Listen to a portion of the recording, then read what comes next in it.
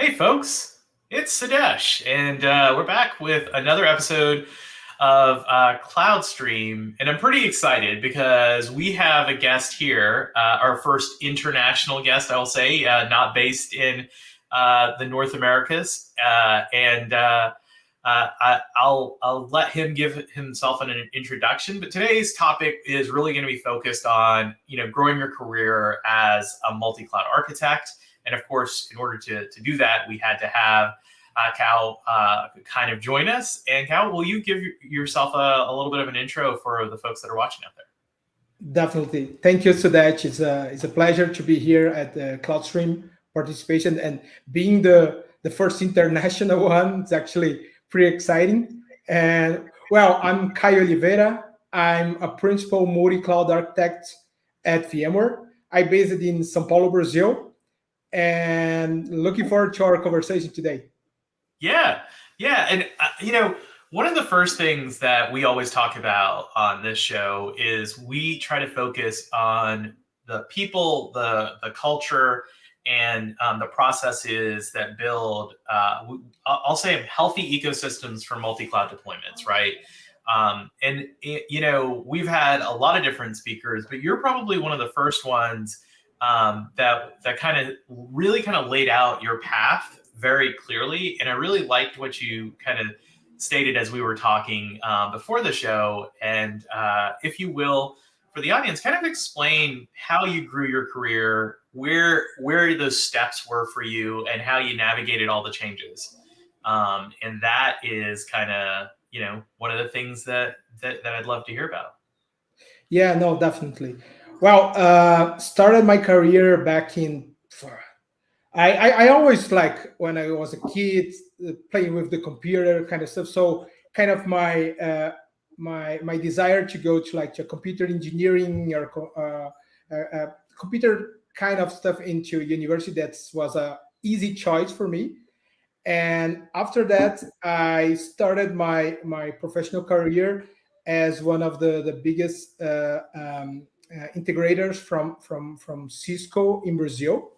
Uh-huh. And what's good that during that time I kind of passed it through a lot of different areas. That after getting into one of my passion, that's the pre-sales. Like as a principal multi-cloud architect, I'm still on a pre-sales position.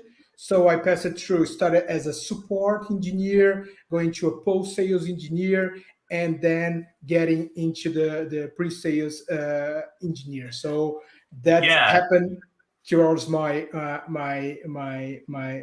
previous company. Yeah. And it was one of like the top points that for me was really important was when I got one of my certification that's still one of the biggest ones recognized in the market. That's my CCIE. And actually, I decided that not only for me, but I think for several people, like certifications are really a good way for you to strengthen your brand, or to actually get a recognition on what you're capable of.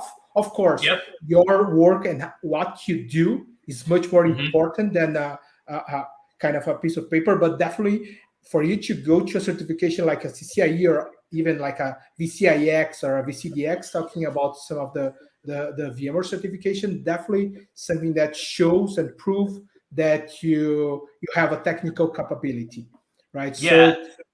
Yep. Now, there were a couple of things you mentioned that I do want to bring to the forefront. One of the things that you stated is that your career started off actually implementing. So you were out deploying in the field. Is that correct?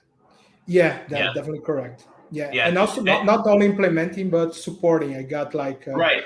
The support cell phone. We got it. Like if you have any problem with one of my old customers, like I have to jump off. It was like, even if it was in the late of the night, or even during the morning, or even like in the weekends, as a support engineer, I got that experience as well. And I think what's important about that is, it really pairs nicely with your certifications, but also a lot of times when people go through and get certifications, the ability to have practical experience, so you know which parts of the certification exams are extremely relevant and that you should focus on. For instance, you mentioned the break fix parts of supporting these enterprise deployments. I assume you were primarily focused on networking, given it was Cisco. But then, as you kind of went through your career, you're also able to start to understand where feature sets are extremely valuable. I will say group policy deployments, right, become so important once you're scaling, past, 40, 50 deployed, endpoints to hundreds and thousands, et cetera. And I think that that should definitely be something that our viewers take away from that conversation, is that hands-on experience is super valuable to continuing to construct your career as well. Now, past that, you did mention you got into something a little fancier with NSX, and primarily this is the virtualization stack for networking that the VMware uses. But can you tell the audience a little bit about that as you kind of progressed? Yeah, no, definitely. And when if you've got the three main stacks in any of the data centers, you got the compute, the storage, and the networking. Kind of the networking was the lagger on all three to get virtualized, right? The compute, as VMware is more than 20 years ago, it's kind of disrupted that market. Then storage virtualization was also something that is more than 10 years in the industry. And kind of the networking was the last piece, right? And when I saw that as a networking engineer with all my background, I knew that I had to go to a company that was kind of pioneering on that. And when VMware acquired Nicira, what was the predecessor of NSX, I knew that I wanted to go there, and I luckily got a position as the second NSX specialist for Latin America, and definitely something that pretty much boosts my career as I consider right now, right? So, and getting, especially when you talk about not more like a few or 100 equipments. Now you're deploying thousands of switches, logical networks, everything. So a way for you to virtualize and have a way to do that, definitely it will be done by software, right? That's why I joined VMware back in 2015. And towards that, I knew that despite of my focus was networking, I knew that I had to expand to other areas. That's actually something that is I kind of discovered throughout my career that's is inside of me. I need to get new challenges every day. I want to wake up every day to have that feeling that I'm doing something new. I'm doing something that will challenge me to actually not only go there and do in an automatic way, but definitely something that I need to build. I need to create. Yeah, and I think what was interesting too, as you described the progression away from just pure kind of engineering support work towards pre-sales. Most of the folks that I was a pre-sales engineer for about 5 or 6 years, really enjoyed the work because every time the challenges and the problem statements were different based on the customer and the complexity of what they were trying to achieve with their deployment. I think that when you get to that point, you also have certain expectations for what customers should be doing because you've seen so many of them, which I think is another valuable point to index on as folks are thinking about their career growth, right? It's, how much customer exposure have you had, right?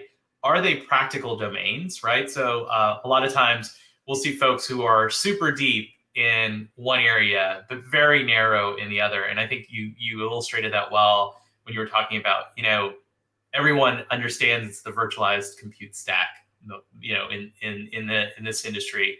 However, there's new complexities within the virtualized network stack, and that was beneficial as well. Now, the last thing that you're working on, and I think probably one of our more interesting and exciting, I'll call it frontiers, is the ability to flex anywhere for our virtualized compute platform, often called VCF. But tell us a little bit about that. Where did you go from sort of that NSX focus to that next one? Yeah, no, definitely, especially because of like all the not only the cloud hype, it's not actually a hype, but something that really became a reality. So definitely, as I look at every like start of the year, I try to what will be my next step, what Kai will be in 2 to 5 years, right? So I Right. try to envision that and try to make my goals to really go towards that. And when I saw, especially the partnership that VMware announced with AWS back in 2017, I knew that I had to work on that. So back in the start of 2019, I became the first VMware Cloud on AWS specialist inside VMware.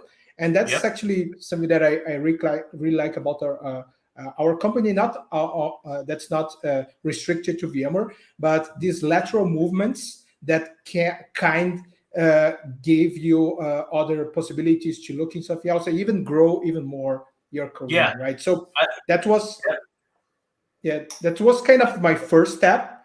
And back in the start of this year, I joined the multi-cloud architecture team because, of course, VMware started as a strong partnership with AWS, but definitely what is embedded on VMware mindset is that kind of this abstraction, right? We started back abstracting the compute hardware. We got into the entire data center with our SDDC vision, and then I think VMware and a few others are in a great position because they can see this as a more holistic and agnostic way toward the clouds for really to provide what they actually we are doing since before. We are providing option and flexibility for the enterprise to really think about the best way or the best place where their apps, their application, their workloads will reside,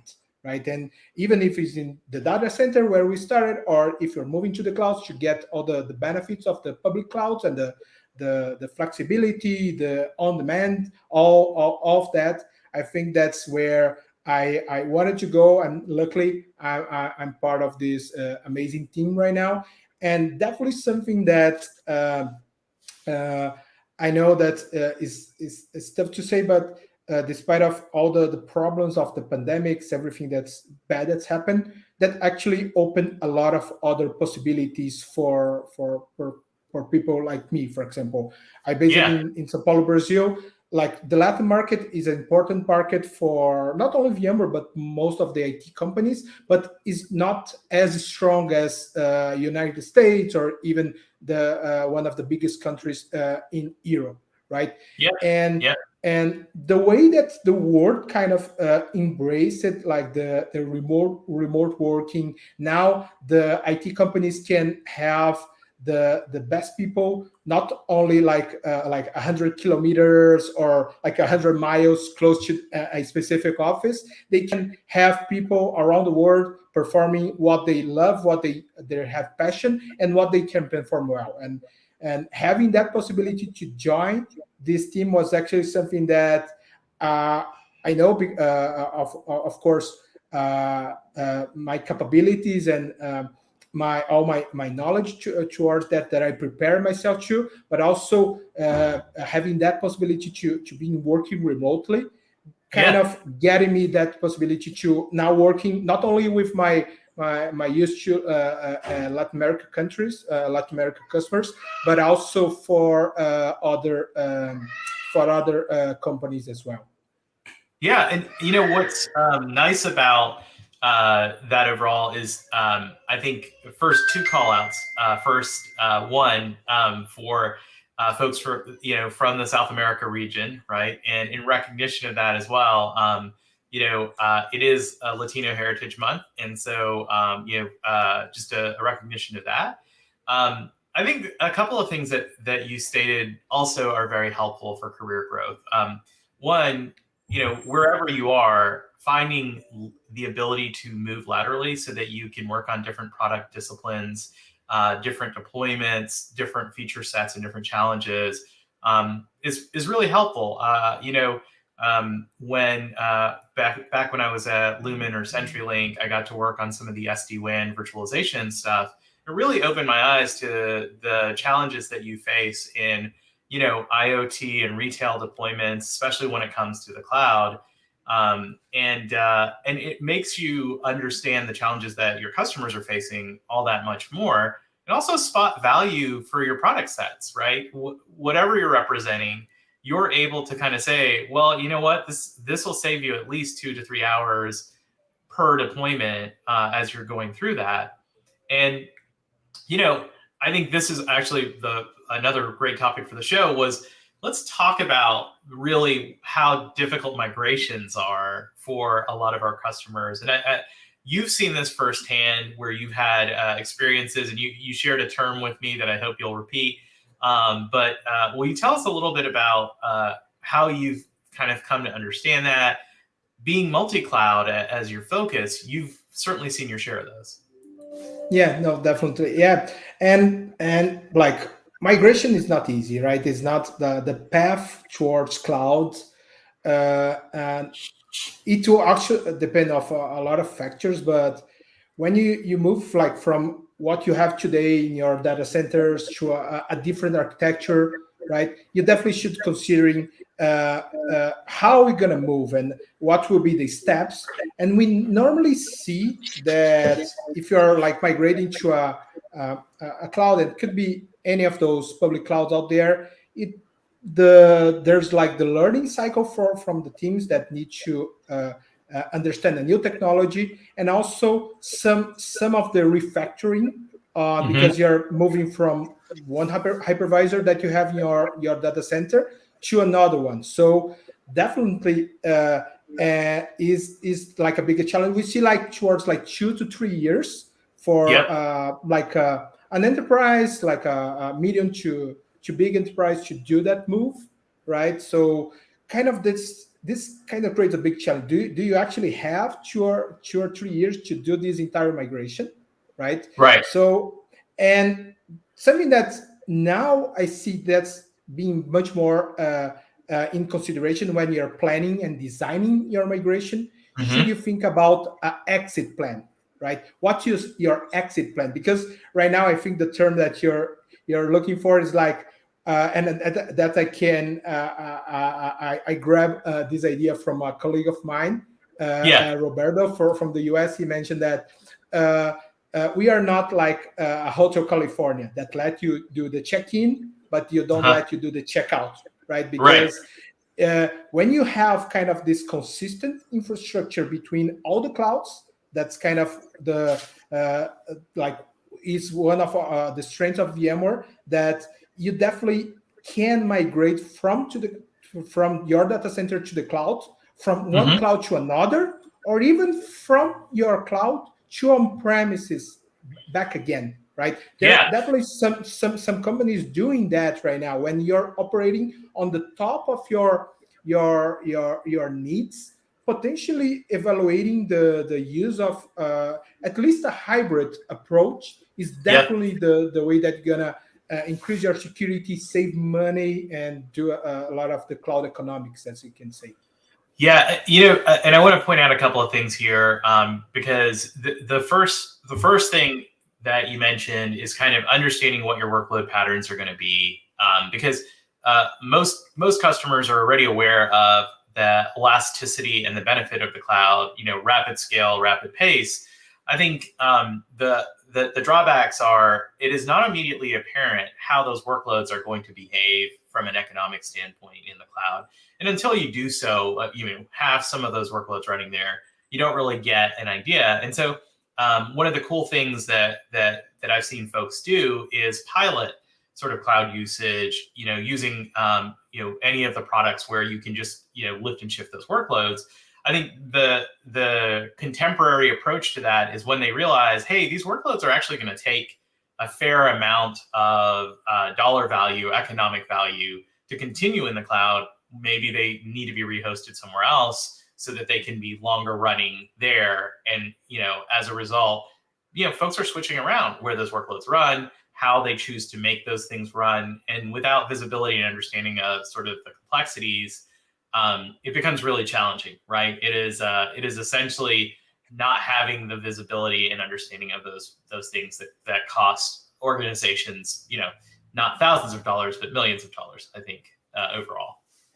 Yeah, and just to make a point, you mentioned like a term that's spreadly used on the industry, like the lift and shift, right? And that's actually, you don't have like a right definition or like an entity that's say what is actually lift and shift. Lift and shift, at least in my understanding, is a simple way for you to move something, don't change nothing in that, and move to another place, right? Yeah. When you're moving towards like any public cloud, you're actually not doing a true lift and shift, because you need to deploy a new virtual machine inside a new hypervisor, install the operation system, and that's actually, for me, is not lift and shift. It's kind of a re-platform. And the way that multi-cloud should work is that if you want to do a true lift and shift, you just need to migrate the VM, and doesn't need to take care about changing nothing, and even the IP addressing. And I think this is something on the benefits that we have towards our technology. HCX provide that capability, and we definitely see a lot of highlighting that VMware is coming. Will be a lot of customers showing that path towards that. Like in a few weeks, like eight weeks, you definitely can migrate the same way that you do a vMotion today, a live migration inside your data center from one host to another. You now can do that between your data center to one cloud, or specifically from one cloud to another cloud. So that's definitely, for me, the definition of a lift and shift.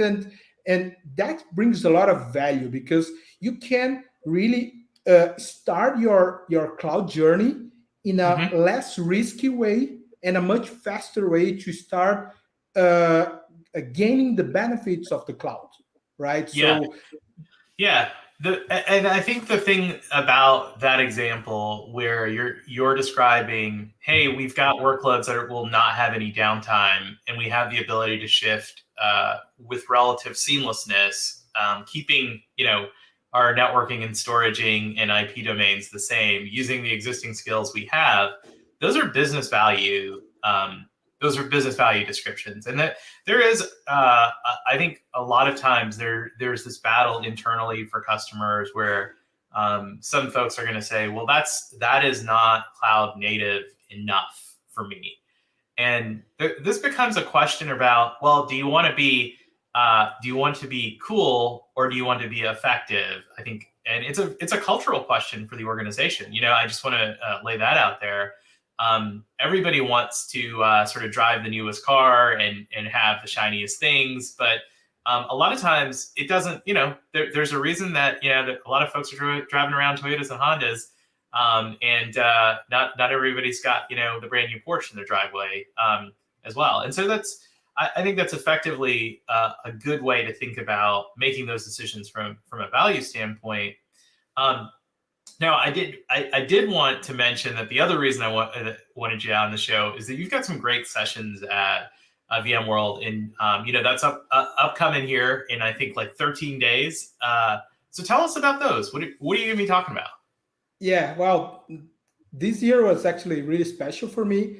I've been presenting at VMware like since 2017. Okay. But this year I got the possibility to present, to be part of 4 sessions at VMware, right? Okay. First one is our VMware multi-cloud vision and strategy, where I'll be doing kind of a high-level overview of our overall strategy, presenting our value proposition, also what are actually VMware Cloud on AWS, Azure VMware Solution, all the partnerships we have with the main hyperscalers. So that's the first one.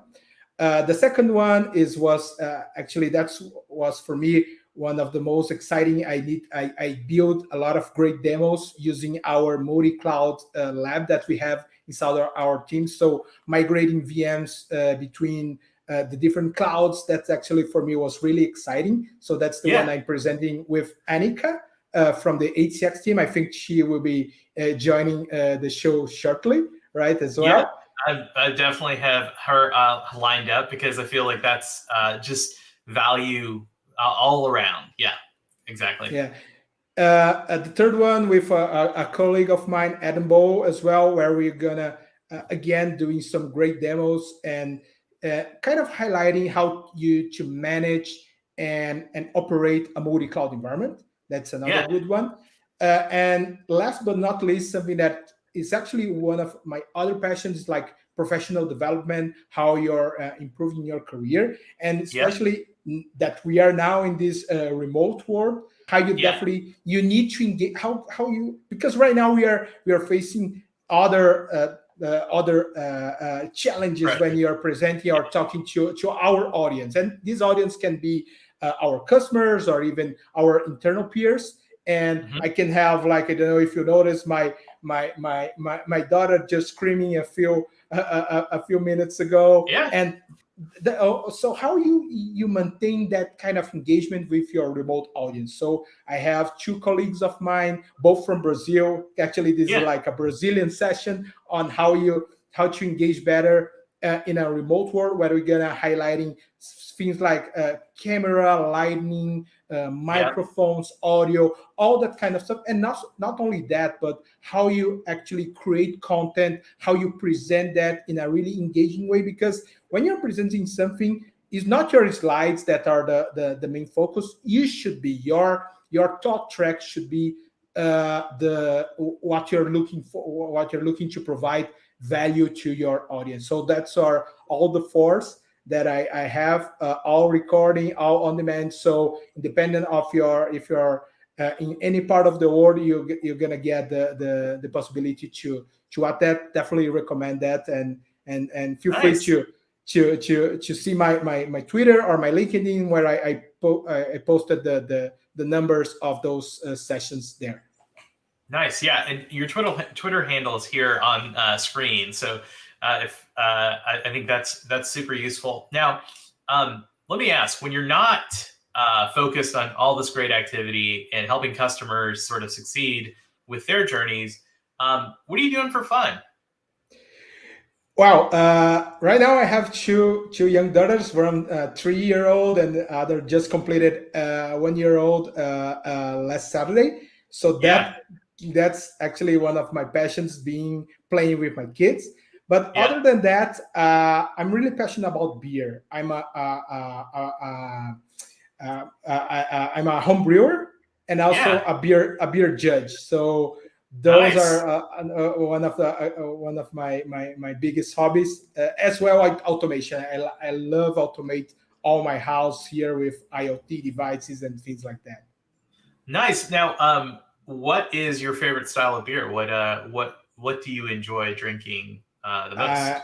Yeah, I really depending on the time, the period, I have like a strong preference. I really like the smoked beers, and also some of the American IPAs. That are definitely my preferred styles of beer, that I always have to have some types of that on my fridge. Nice. I enjoy like porters, darker beers. I've always enjoyed sort of a heavier like style of beer versus the lighter IPAs. Well, I wanted to say thanks for coming on. We're really excited to sort of see how the sessions go, and we want to follow up with you later in the year, post VMworld, as we know there's going to be some great announcements made. Talk a little bit about what that means from a value standpoint as customers are thinking about their journeys, and get into a little bit more detail there. Well, thanks again, and we'll look forward to seeing you soon. And have a great rest of your day. Yeah, no, thank you, Sudesh. Thank you for all your audience out there. So please feel free to reach out if you want to discuss any topic. So again, pleasure, and definitely we'll be delighted to be here again. Thank you for the opportunity, Sudesh and CloudStream. Yeah, no worries.